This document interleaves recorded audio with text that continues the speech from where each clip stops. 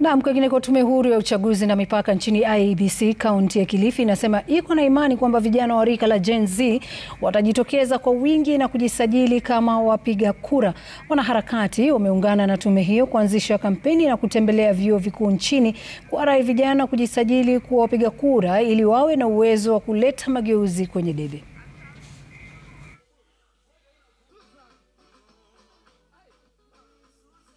Vijana wengi hawajitokezi.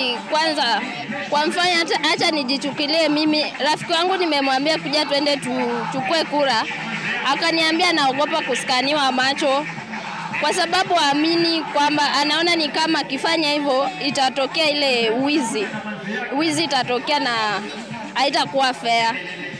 Wengine waamini, wanajua tu bado corruption itakuwa. What is happening is that Eric Omondi amechukua initiative ya go around the country to all the Kenyan universities and colleges kuhakikisha kwamba vijana wamechukua kura.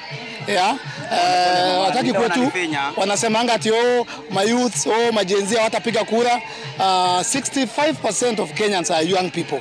Na sasa nikarealize our young people kuwa collect pamoja ni ngumu sana. Kuwaita pamoja ni ngumu sana. So we are starting from Pwani University. Tulianza shughuli ya kusajili wapiga kura kuanzia Jumatatu tarehe 29. Siku ya kwanza namba zilikuwa ni kidogo, ilikuwa si za kuridhisha hivyo, lakini leo tumekuja Pwani University kushirikiana na stakeholders. Wametuita, wametuomba, wakatualika tukakuja hapa.